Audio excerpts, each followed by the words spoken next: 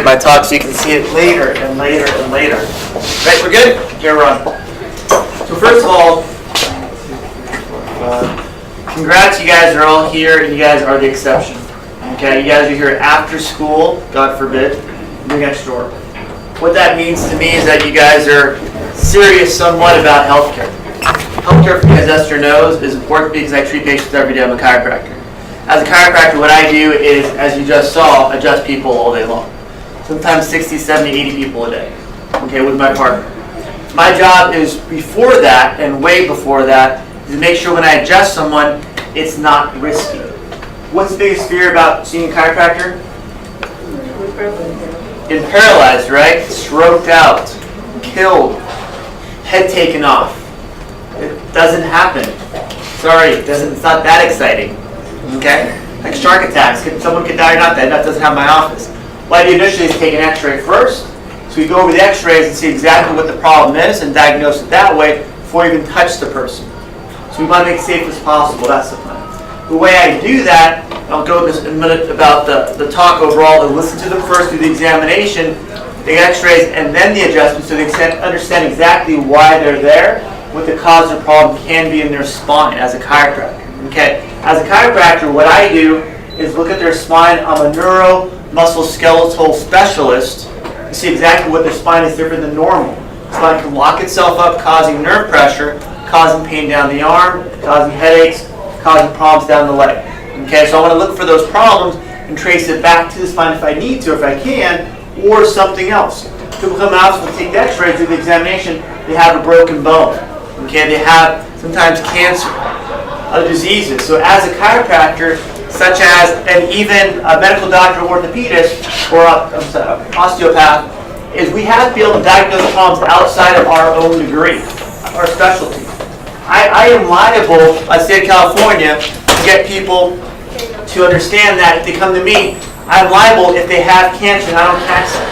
If they have broken them and I don't catch that. Okay?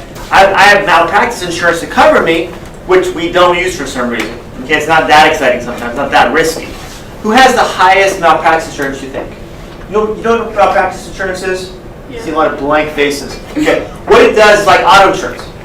Auto insurance is, are you higher risk than your parents, you think? Exactly, right? So, like, exactly. If you're a minor, I just have to throw my auto insurance because I have like 4 kids or something like that, is you're higher risk than your parents because of overall statistics saying that you're a better chance of being in an accident. The highest risk doctor out there is an anesthesiologist, okay? Because the risk of them causing death to someone is a high risk. Chiropractors have one of the lowest risk out there because we don't hurt people. It's not that exciting. Okay, I apologize. Next part is we need you guys. Okay, we need people in healthcare that want to listen to their patients. That because you know why we need people in healthcare, especially nurses? Because my parents are at the age where they need a lot of health care, period. Okay? Medical doctor appointments, medications, surgeries, even LVNs where they come to their houses for one too and help them with rehab or things like that. To realize you guys are in high need right now in your generation, great demand. Just finding out exactly what you want to do is going to be the key. Okay? Next part is who takes science classes here? Only like half the class takes science classes? Wow. Half classes don't raise their hands, period. Got it. So, why is science classes so hard? Why is that? Versus like PE or basket weaving or other classes, what do you think? Yeah, understand it. Understand it, right? The doorway only opens when you have a certain amount of grades, good grades, at the next level. Maybe going to a private medical assistant school, maybe going to nursing school, maybe going straight to med school or a college that has that field. You need good grades because that's your entrance to supply and demand to get past other kids that don't have those. You don't have A's right now in your science classes. What do you think is going to happen when you get into college? You're going to retake them. Okay, or if you have B's and C's now in science classes, you're going to get D's and F's at the college level because it only gets harder and faster.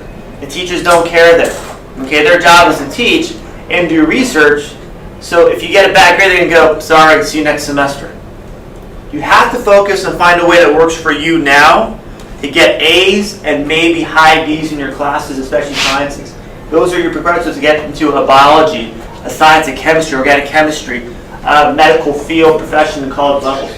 Okay. Part of that is too, is how do you learn? Are you more audio? Do you watch videos, like my videos all day long? Okay. Are you more of a writer? Are you more of a reader?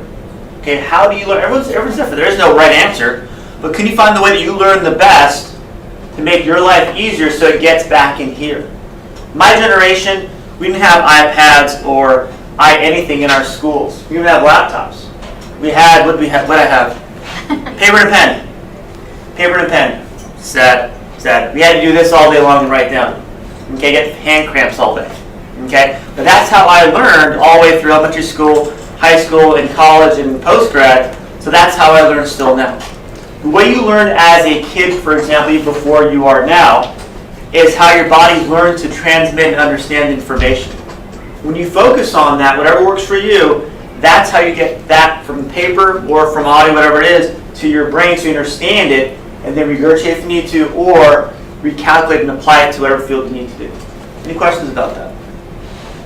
Nothing? I like the participation so far. Okay.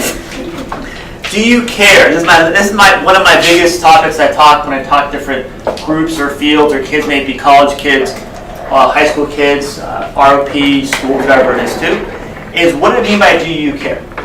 If you're going to be in healthcare and really serious about healthcare, you have to care about people. Seems simple, right? A lot of people don't. I went to school with people that went there for the money because they had an uncle or aunt that was a chiropractor that was going to make him good money at a personal injury clinic or something else. The problem is when you do that, you go to upper division schools like chiropractic school like myself or graduate school, whatever it is, and you don't care about people, you're going to go, I'm going to go do something else. I'm not really fit for this. You're not going to want to stay up late at night to study through the morning and the next day to do well in that class. You're not going to push yourself as hard. How do you know if you care? How can you test yourself? What can you do? This is a question, really serious question. What can you do? What do you think? Cry about it. Cry about it? You could. You know you care for something, right? Yeah, okay, you could. What else can you do? If you care about it? How do you know if you care? How do you know what have you done that shows that you care? What could you do? Try it out. Try it out, yeah, okay. How would you try it out though? By doing it?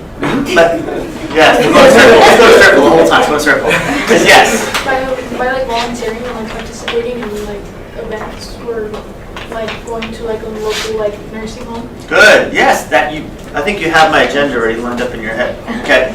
The big thing you can do, nursing home, talk to an uncle or aunt older for about 15, 20, 30 minutes, maybe an hour. Can you listen, understand them, get them to buy in that you're listening to them? Okay, can you care what they're talking about? My grandfather passed away, but every time I'd see him, he tells the same stories over and over again about World War II. Okay, and his tattoo and everything else too. And I enjoy listening to him, not that much, but somewhat. But something where you can do that, listen to a story over and over again, and realize that's your next profession. If you want into this, you have to be able to listen to somebody and understand what they're saying, and then help diagnose or find out what's going to help them. Any questions about that? Practice that with your friends, with your family, whatever it is. Not with strangers, that's kind of weird to have strangers. But nursing home is phenomenal. Okay, I had one of my interns, she worked at my office, also at a nursing home through Upland. And now, this few years when she went to college, she got an APU, but not APU, just general ed. She got an APU's nursing program. She had done enough volunteer work to make her resume and her credentials, her application here because of her volunteer work. And her schooling too, but the volunteer work pushed her over the edge. So she saved her 2 years of school by doing that. Crazy, right? 2 years of your life. Your life is like, every year is like 10% right now. They're so young. It's old people. About the other side. Okay. What is PMA?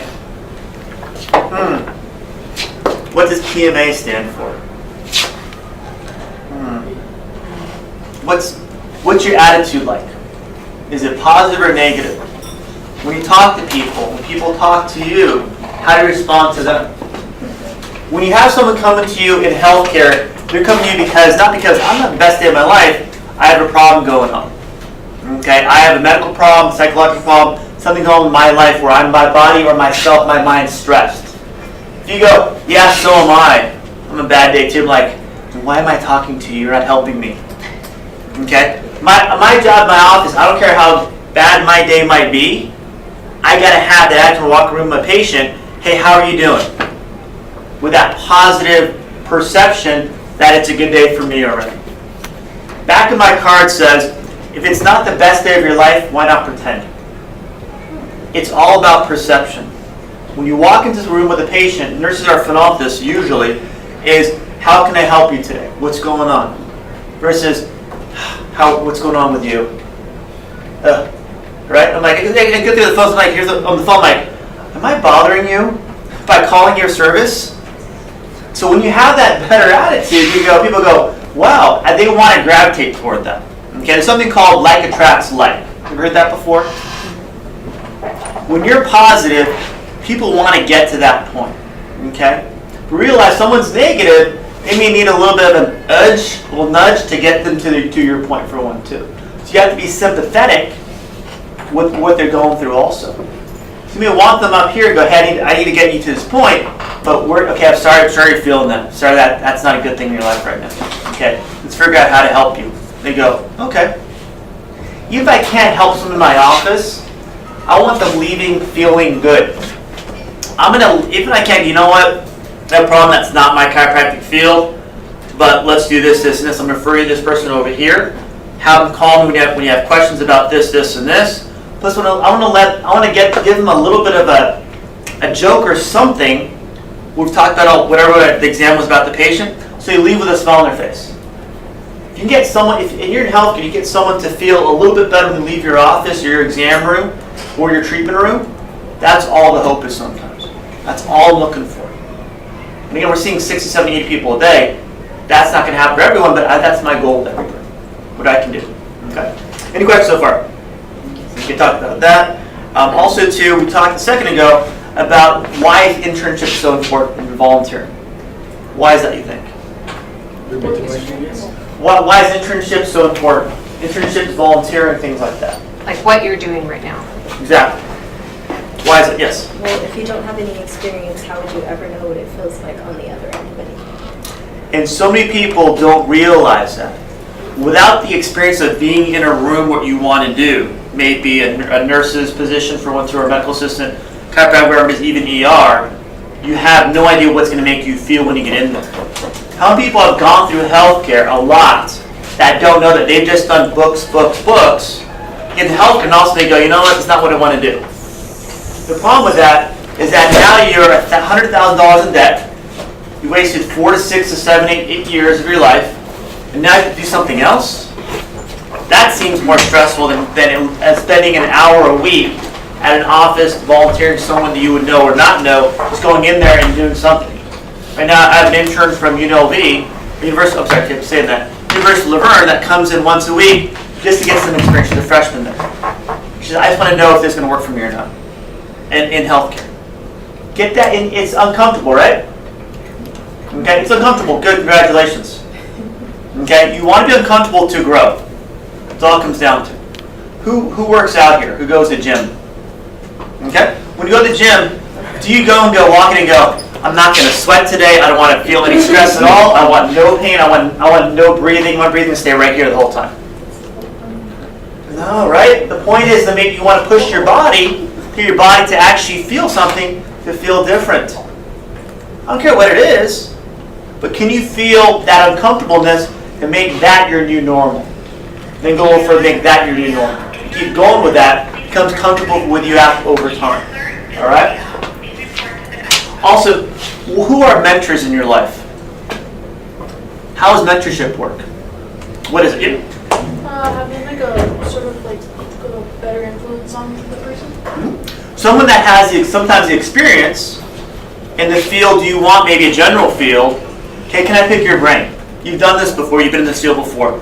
How do I get them to help me? And vice versa. Besides a person, who else can you choose, or where can you find mentors?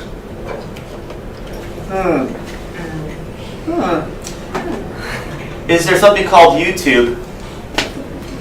Can you go, you guys use YouTube? You guys Yeah. use YouTube? I do, I'm old, so I use YouTube all the time. Can you use YouTube to find someone in your field that puts videos out for your field that can help you learn through their experience to get them to go, hey, this is what this field's about. I did a talk at another school and she wanted to become a veterinarian. So when she was not in school, she'd go to veterinarian YouTube channels and go watch what they did.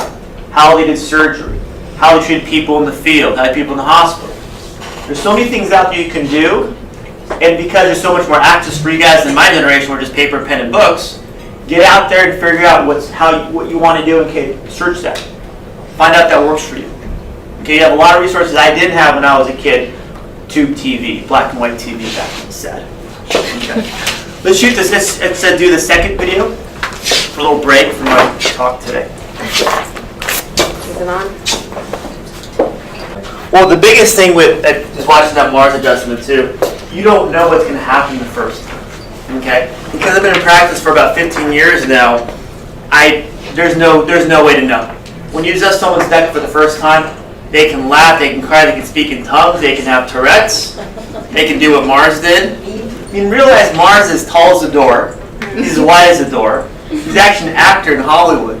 I know that until afterwards. And I adjusted his wife first. Just his wife, he ran out of the room. And I said, we have to get you on tape. You know, so you don't know what's going to happen. Those are fun to watch. Sometimes people do have, they cry, they laugh, you don't know. But the goal is when I go and treat them, I tell them, because I've seen your x-rays, I know it's safe and I can be aggressive to be effective. So they like Mars, 9 out of 10 times the pain relief happens right away. As a chiropractor, my job is not to make the muscles feel better. I'm calming down the nerve so the muscles can feel better. What do nerves control in the body? Good. Good try though, good try, good effort. Electroparticipation it controls everything in the body. When your nerves are irritated, your muscles hurt. Nerves are irritated, you can't breathe very well. Nerves are irritated, you don't sleep very well. You're under stress. Your mind is stressed all the time. Okay? Your organs become stressed out too. Okay, so realize my job is to calm down your nerves so your overall body can get healthier. Then my job is to make sure you stay that way as a healthcare practitioner, educating you on videos to do things like that. Yes? How old do you have to be to go to a chiropractor, or is there like a specific? I've seen patients as young as 4 or 5 and as old as 93, 94. Well, when you're underage though, like Esther is, what I do is have parents sign, what's it called? Contract? Yeah, contract, but like a little Consent. It's like a consent form, yeah, for parents to treat minors. Treat minors. So I'm going to put you on the table right after you just it after. You should! Oh my god! Are you 18? Kidding. You're 18? She's my recruiter. Oh my god, I know. you should! Yeah. Is that what? You need to be 18. Amazing, girl. That is fine. Oh my god, it's so Have this conversation. And realize when you adjust someone too, when I do, she's excited over there. But when you, no, you're good. You're good. Call him. Esther can give information. But my biggest thing when the episode gets adjusted to you know what's going to happen. When I first in practice, I was like, what the heck happened? I had someone call me one time, patient story. They're a new mom, tired, have a new kid, whatever it is. Kid wasn't sleeping, mom wasn't sleeping, a lot of neck pain. Just the mom that morning, about maybe 8, 9 o'clock in the morning. And I was just practicing, just going to start maybe 3 or 4 years in. And the husband calls and goes, what did you do? I'm like, what do you mean?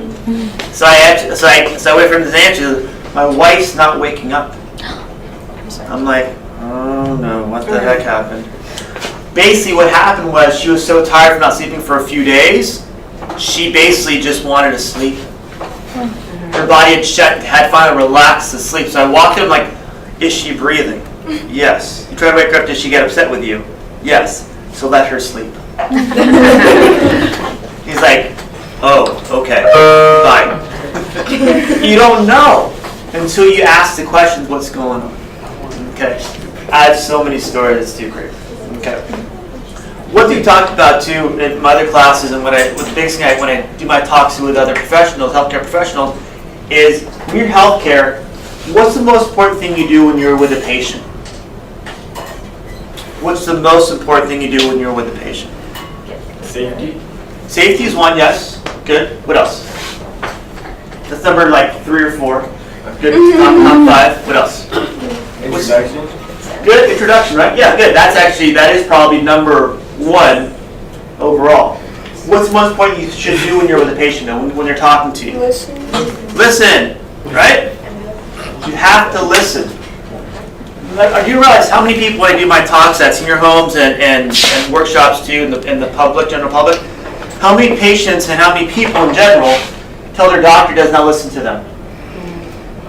My doctor won't listen to me. My doctor won't spend time with me. The doctor says I get 2 questions every time I see him. I spend an hour in the waiting room. I spend 2 minutes with my doctor. It's ridiculous. If you can sit with a patient, listen to them, and look them in the eye and go, and they can see that you're listening, you're understanding what they're saying. That's all they want to do. That's rare. It should be more common, but it's very rare. Do that with your patients in the future. That's number 1. Okay, what happens when you start listening to someone? They tell you, I have a dog that does this, this, and this as part of their story, and you have a dog, the same dog. What should you do? Listen. Good. Good job. Good job. Not say, I have a dog too. My dog does this also. They're like, it doesn't want to hear about your dog. They're paying to be there for you to listen to them. So I told myself, when I start hearing a story, I can relate to it. I go, don't say anything. Don't say anything. Listen to this person. Even now, I've been in class for 17 years now. Still tell myself that. I want the conversation with the patient to be 90% them, 10% me saying, I understand what you're saying. Let's try this. They go, okay, doctor. So if you can do that alone, I'm saying for a while now, make sure you listen to your patient. When you listen to a patient, where should your eyes be? Yes, good job, Valerie. They know what's going on. Okay. So many people don't look at people in their eyes. That's a way, not like staring in their eyes like this. Crazy. But enough to go, I understand what you're saying. And when you talk to them and you want them to respond with a yes answer, when you ask them a question, what should you do? Besides staring them in their eyes, like you just said, I heard you. I could hear you. Okay? Is you should actually nod your head. When I say, you know what, you have a problem that I could probably help you with, let's take some x-rays. What does that do? They go, that's a good idea. I'm like, I think it is too. I agree with you. You know? It's ways to help them understand you're there to help them. I have like, between Google and Yelp, like 77 plus 75? 77 plus 75. Oh, 142. What's that? 142. 142 reviews between Yelp and Google, right? A lot of ours is the doctor listened to me. You heard what I said, explain what's going on, and that's why I got to adjust, and that's why I feel better. That's 99% of my reviews. That's my feedback of how I'm working with my patients. Okay? So a lot of it is when you can do that again, look them in the eyes, not staring and glaring at them, it'd be weird, and give them that little bit of a nod, they go, hey, he's here to help me, or she's here to help me. All right? Next thing too, for you, going back to being a student, is how do you relax? What do you do? Deep breath. Breathe. Breathe. When you work out, go for a walk, go for a run, do weights, 500-pound squats, whatever you're doing. Does that help you relax? Yes. When you can find something that helps you relax, maybe music, walk, and it requires almost motion in your body. When you're under stress, your body's when my soapbox I use in my office, your body's able to produce serotonin endorphins in your body, help block the stress hormones, so now your long-term memory opens up. So you read 10 times, you're like, why can't I get in my head? Now that makes sense to you. So realize when you move, say if you're tired and you just can't get it, go and take a quick walk. Do some physical, do some stretching. Okay, do some breathing. Okay? Give yourself a break from that work, come back and go, now it makes sense to me. You have to find a way that works for you to relax, to get that endorphin release, that serotonin release to help block the stress hormones. Stress hormones block your short-term, long-term memory. They don't allow you to sleep well, so you don't recharge well, so you're tired going to that test. Getting something physically in your body allows your body to move, allows your body to actually relax so you can learn and get those good grades. Get A's, B's, and hopefully not C's in your science classes. Also too, who wants to go to a 4-year college after this? Good. Where do you want to go? Los Osos. So somewhere looking at like Boston or For what kind of degree? Like a biology degree? A science degree? yeah, either biology or psychology Okay, why? because I need to get into that school. Okay, so what do you need to do now? What classes do you have to do well now in to get to that point where those classes become easier for you? Well, right now I'm taking AP Psych. So help me with college. Good. I already took bio. We're done. So a lot of it is when you do that, good, great. At that point, it helps you understand what the next level is going to be. And even after that too, when you get to, say, a 4-year, 2-year college, whatever you want to do, what's the next step after that? And I was telling myself, what's my next step? If I'm planning to become this degree afterwards, what's required over here to get there? Realize some people want to become, go to medical school, they don't take the right classes, now they're 2-3 years behind. Even as a chiropractor too, some people don't realize the class was required, now to take them after they graduate from their undergraduate, now you're 2-3 years behind. You can plan yourself ahead of where you want to go, 1-2 steps ahead. It'll save you sometimes a year, 2 years, 3 years of wasting time because you didn't take them when you were in your undergraduate or even in high school too. Any questions at all? Anything else? Sounds good. I like this. Guys, sound good. Any questions for me? Yes. Can I have your card? Yep. Give it to you afterwards. Anything else? Thank you. Thank you. He's like, bye. Now they've had it drilled into them. But what if you don't take classes like that as often? Like, I mean, I've taken only biology and that's about it, but biology and geology, but what if I don't have that type of experience with like chemistry or physics or... And I'm going to say you have to find a school or a way to get it, because without that, the other school, your next schooling will require that. Okay, that's the difficulty. Because if you try to get into undergraduate where it requires that schooling beforehand, you have to take another, say, just go in either non-Pacific or whatever it is too, and undeclared, let me call it, and then take it there, which is okay. But you want some experience in that field or that class, so you know going into it is what it requires. You can still do it, that's okay. Realize it can be a little bit harder to do. Okay, even in college, you realize there's a lot of tutoring involved. You can always find tutors. You have to realize, and right now, so you realize a lot is when you're in school now, you probably do one other class on your own. I'm assuming. You guys do pretty well. Okay, in college, there's going to be things you don't understand, so how do you work in a group setting? Other people, with a TA, with tutoring on campus or off campus. So find your resources now, and again, the way you learn, so you go in understanding, if I'm doing well now because I know how to learn, that helps me in any class I'm going to take. If you're just getting by going, hey, look, I'm just going to get by my classes, I'll figure it out later, later comes really quick. But if you know how to learn, you can apply it to any classes you take. And when you have people that are resources for you too, I'm going to go to that TA. TA has out, I'm going to go there and understand what's going on. So be proactive. Again, uncomfortable sometimes with the education, you don't get it once. All right. Scary stuff sometimes. Yes, sir. What's good classes to take to become a radiologist? Radiologist is not that hard, to be honest with you. Okay, undergraduate science is fine. Radiology school is about, I think, 2 years, a year and a half, and it's really, and you pick the career radiology that is highly in demand. Radiology and ultrasound. When a hospital how many radiologists think a hospital has to have for one radiology, for one X-ray MRI center? Yeah. I want to say like At least 4 to 6. The reason is hospitals usually have ERs, right? Your ER's open 10 hours a day, 24/7, right? They need a radiologist there all the time. I have one patient, it's Cindy. She worked, when she was younger, she worked at 2 hospitals. She worked like 8 one and then another 8 somewhere else. Because they always needed someone, especially graveyards. Now, you're young, you can entertain yourself at night.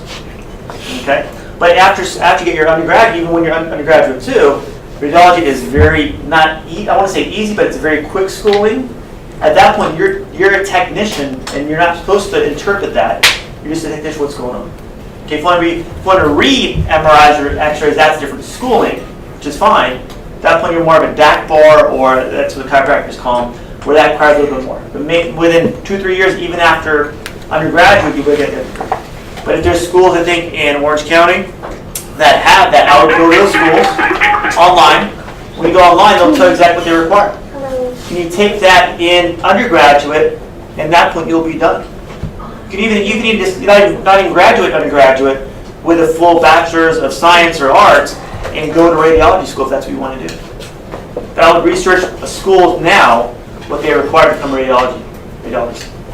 All right. Thank you. You're welcome. Saved you like 2 years of your life. Thank you. Anything else? Ask her anything else? What have you learned so far at the clinic? Come on up. Come on up. I can't see you on the video from over here. That's not a question, it's your answer. Come on up.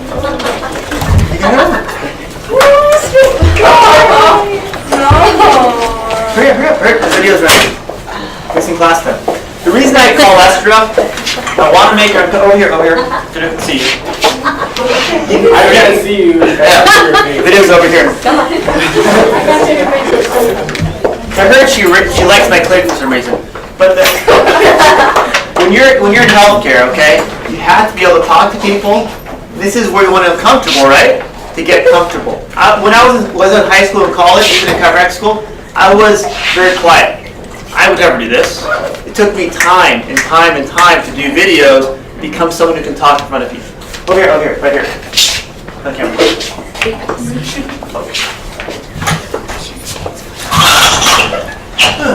Good, right there.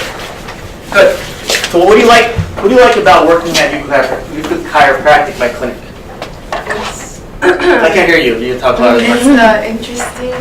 It's Interesting and fun. Why though? Why is it interesting and fun? It's fun hearing those bones crack every second.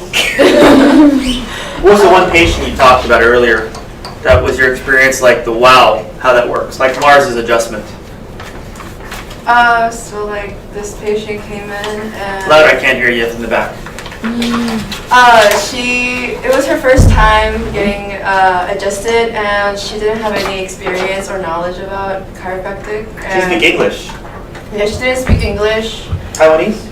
Yeah, I think so. Sorry, go ahead. And before they came, they went to the acupuncture place next to us, and the sister-in-law was like, oh, she like screamed there too, so be careful, like beware or whatever. And we were like, oh, it's like we do this every day, so like I wasn't really like thinking much, but then like the moment when she screamed, I like I jumped. You're like this, the cartridge like this. Yeah. Oh my god, yesterday too. Was it yesterday? Yeah, yesterday. There was this one Yo, woman, Jacqueline. she came in, and for the first time, it was like so loud. I was like, this is the first time, like this is like the best one. Best one. Yeah. What have you learned there so far, besides being uncomfortable and talking more? I learned how I learned how to talk to patients and like what to talk about, because there's a lot of patients where I like meet or who I meet every day, and they're all different, and I have to like do the ultrasound thing, and not all of them. Yeah, not all of them are like talkative. Like there are moments when I'm like in there for 2 minutes, and it's like so awkward, and it's like really difficult to like do, because like it's just really weird, and I'm just like What do I do? And that's the thing is, everyone's different, right? Some people are more talkative, blah, blah, blah, all day long. Some people are like, why am I here? I'm in pain.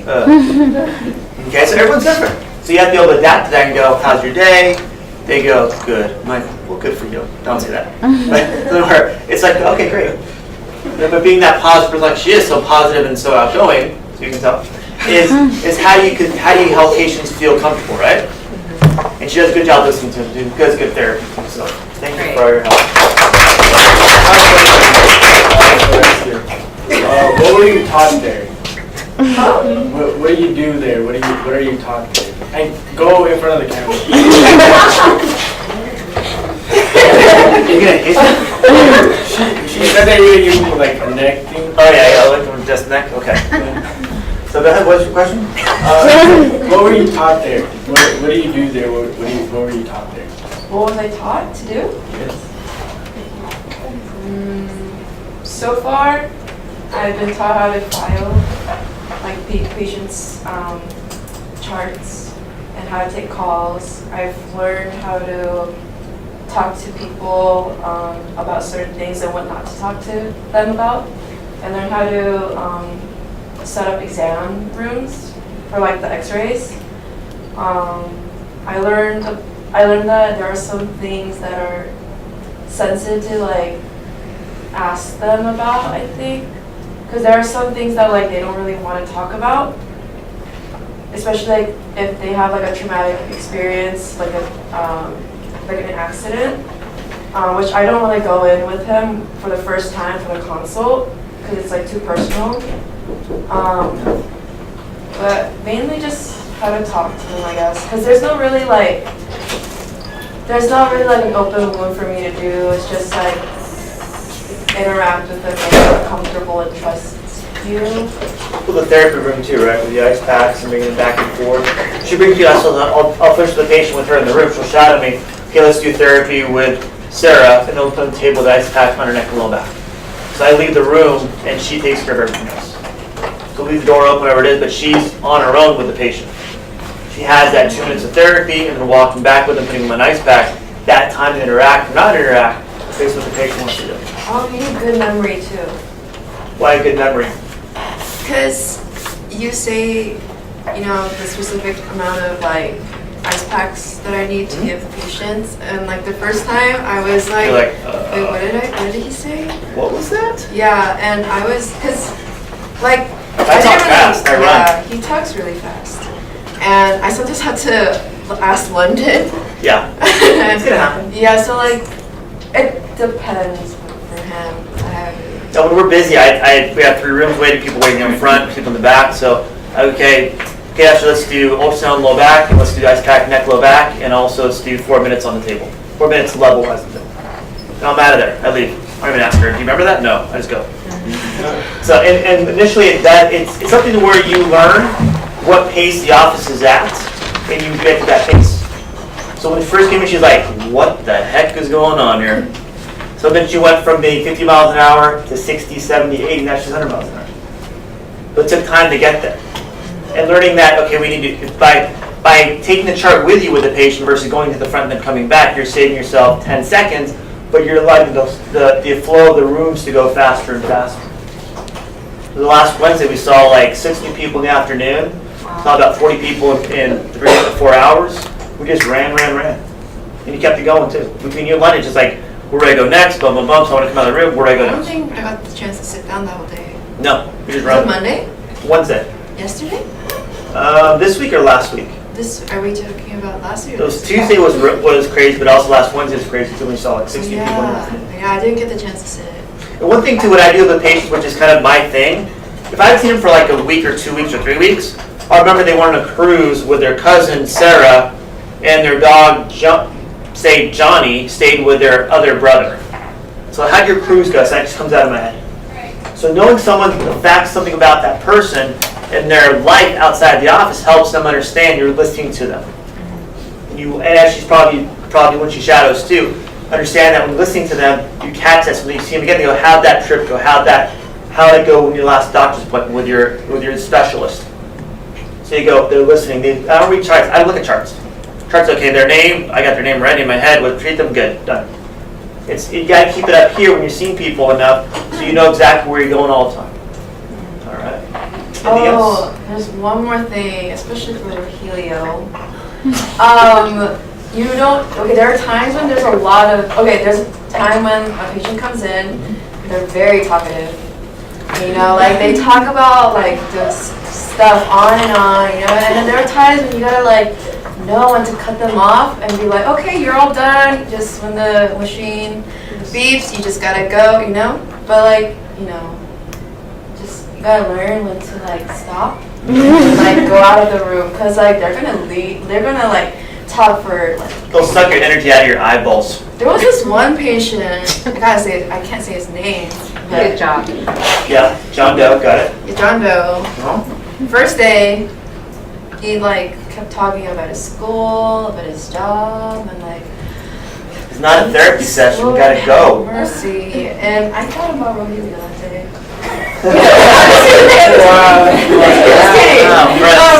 yeah. Friends. But a lot of it is when you talk to someone, okay, they're there for your care, right? They can't let them suck your energy dry because you have 5 people waiting. So in my head, I keep track of what doors open in my office and how busy the office is in my head, so I know how much time to spend with that person. My staff knows too, I have a 5-minute rule. If they're in more than 5 minutes, they come in and tell me someone else is waiting for me, so I know, so the patient knows they're sucking up my time. So at that point, they save me sometimes because that person, and again, it's not a bad thing, but they'll say, hey, we have a couple rooms waiting for you and there's a phone call for you too. And the person, oh, give me a adjust so I can get out of here then.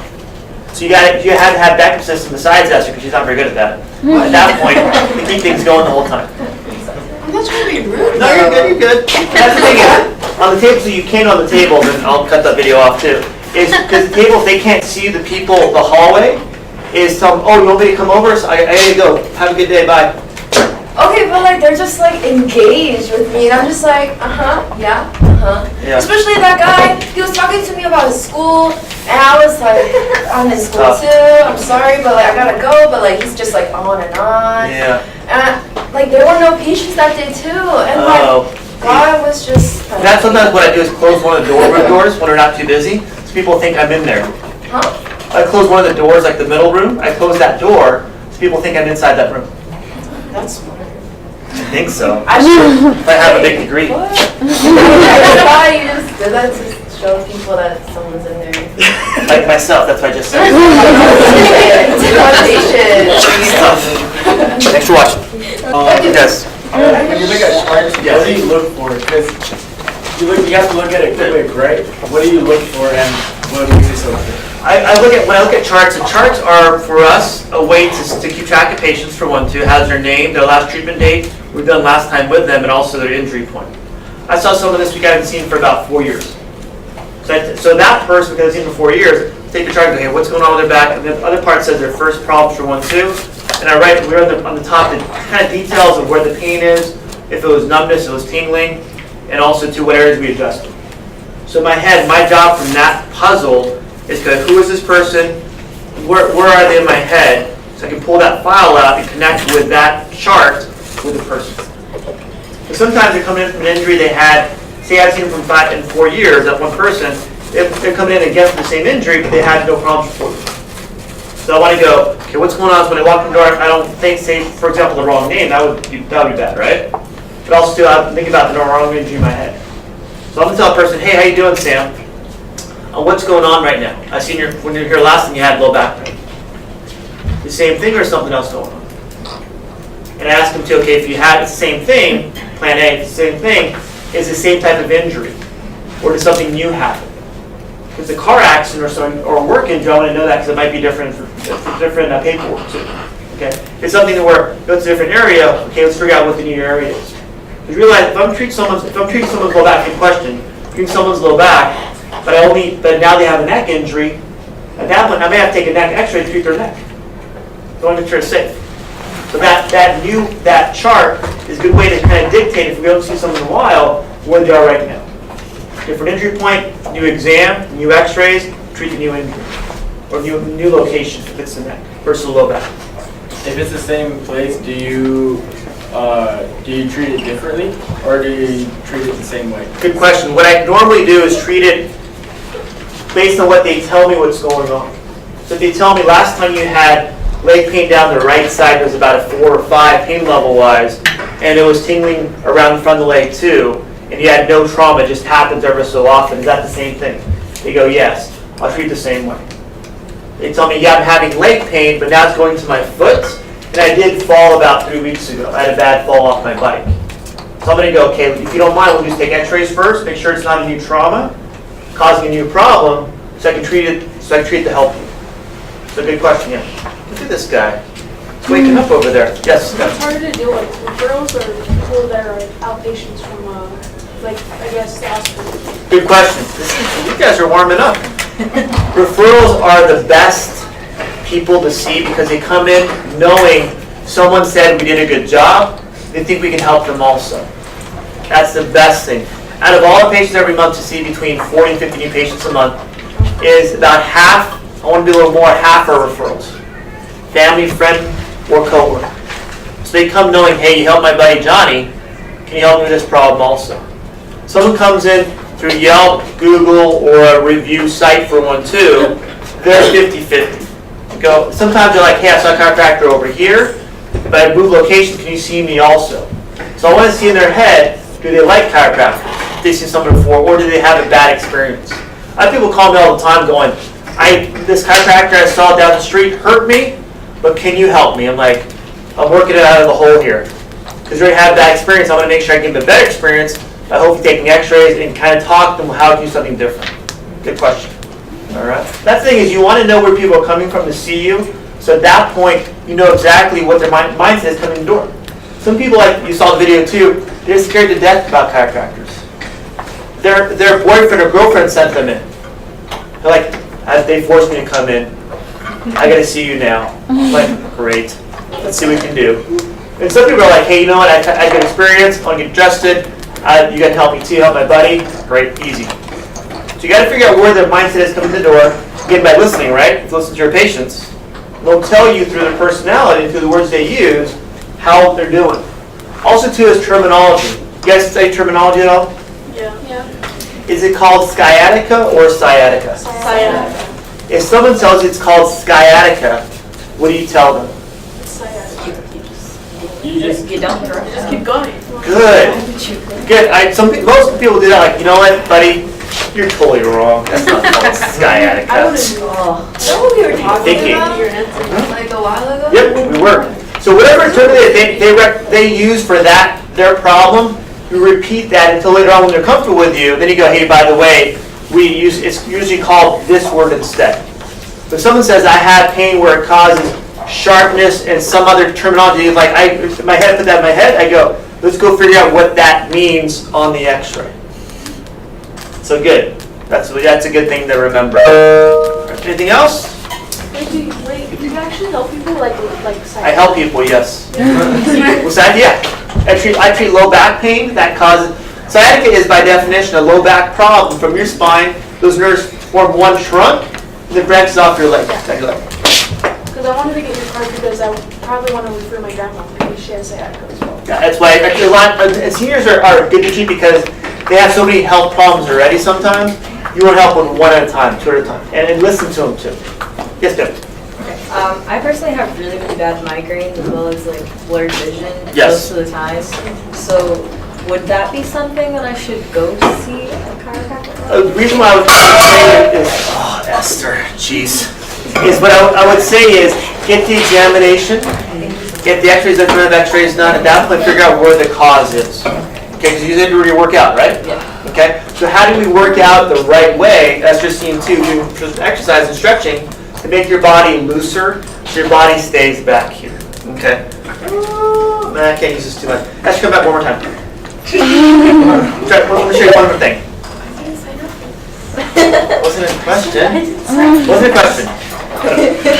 So what I want you to do is do this here and stand like your normal stand. Good. Okay. Horrible. Okay. Now bring your arms to your sides, and then bring your body back a little bit on your heels. Does that feel good to you? It's fine. Feels fine, right? Now face that way. Good. Right here. Here. Do you stand like this? No. You guys are all losers. Okay. You want to do is stand a better position this way. This is for you guys to here. Even sit where your back is more forward to when you're sitting. Especially long term here. With your feet underneath you, this way. That keeps your back straight and your shoulders straight. Okay, when you're here, your spine holds you up. Your spine holds you up, your muscles relax. Muscles relax after an 8-hour shift or 8 hours in the classroom. Okay? At that point, your body isn't worn out, so it's tired. By doing this instead of doing this, your muscles actually relax more. Muscles relax more oxygen to your brain, more your body.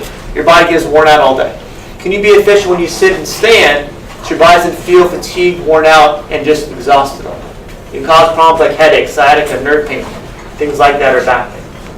So number one, knees underneath your hips, feet behind you so your body stays up on the edge of a chair, so your body's here. And when you're standing or walking, walk on the weight on your heels so your body stays back, so your back muscles work to make your back stronger, so sitting becomes easier. Number one thing in school is back pain because of sitting improperly and standing and walking like this all day. Right? Okay, my patients, high school kids, this. I don't know why I have back pain. I'm like, oh, okay. Do this with you. Like, that's what feels weird. I'm like, good, it feels weird. That's normal. You know, that's the thing is, can you change things around for your own self to make your life easier? 2 tips right there. Free of charge. Anything else? That's all I got. Yes. Okay, so I'm in track. And, Good for you. and so we'll be working with weights, doing deadlift, squats constantly for 3.5 hours every day. Good. And what do we do, like, because most of the guys and the girls on the team, we get lower back pain from doing so many deadlifts and squats with free bars. How do you stretch beforehand and afterwards? That's what I'm saying. The stretching is the key. Okay, what I would do is do you have hard foam rollers in the gym? At home, what I would do is take a bath towel, roll it up, take a bath towel, and say I'm lying down over here, put the bath towel on your lower back, and lie down on that bath towel. Say 1 minute here, then 1 minute with your legs up, both together, so it helps stretch out the lower back. But the warming up is always key. You can warm up with just the bar in one, or just 3 weights to first. Let your body kind of stretch that area first. It won't cause much pain. And the biggest thing with high school gyms too, which is everywhere, is the goal is to lift more weight, correct? Yeah. Versus correct form. Yeah. All right? The form is the key. Can you maintain that form and go, hey, I can't do more than that? Because it's weightlifting. It's even though it's weightlifting, you're running track on the weightlifting team. So can you lift enough weights to do well in track? It's going, hey coach, sorry, that's all I got today. Just walk away. You know, only 3 plates today of my deadlift. That's it. Something where you can do enough to where you have, because right when you deadlift, look at this, when you deadlift, you're just like, ugh. Right? Horrible. You want to keep that back straight out the whole time and come straight up with the back. It's the same. Happens a lot though. I had one kid a couple years ago, from the freshman football team here. He had a weightlifting fundraiser or something. You know, this kid would lift so much weight he broke his elbow. Oh my gosh. Yay. That's fun. You gotta do what's right for you. And if you don't know, get someone to show you technique first. Do it right. I go to the YMCA. I'm in Upland. What I do there is kids come in the afternoon, right? They have no idea what they're doing. So, hey, do you mind if I show you something real quick? And they go, oh, that's how you do it. You just don't know. It's called being naive. You just don't know what the right way to do it. No one's taught you the right way. So have someone show you the right way to do it. All right? Yeah, good question, though. You want to make sure the right form all the time. And do you do squats in the front or in the back? Oh. Okay. So when you do the front squats, do you cross your arms? Yes. Good. So you keep your back straight the whole time? Yeah. Do you push with your glutes and your lower back? Yes, I tend to. Well, our coach described it like shift your weight onto, like, sit into your pelvis, basically. That's how Right here is when you come down, just for show, is here, come down and push with your glutes and your back so everything comes straight up. When you do that, you're going to feel yourself almost arch this way a little bit when you come up, because these back muscles here in your back, I don't have big ones, sorry, if I'm very big, is they should pull this way. Those are big muscles in the back, or your spine to pull you up. So when you feel that up position, you know you're working the right muscles. It's all coming out of a hole. All right? And if you start leaning forward, you got to drop the weight. Backwards, it's kind of tough to do that when you're what's behind you, because that point you're coming down, hold, and then come straight up. Pushing here, you feel your back kind of turn a little bit this way. Yeah. Just saying from my minor experience with weights. Anything else? Last chance? Nothing? Okay. That's it. Thank you. Thanks for coming.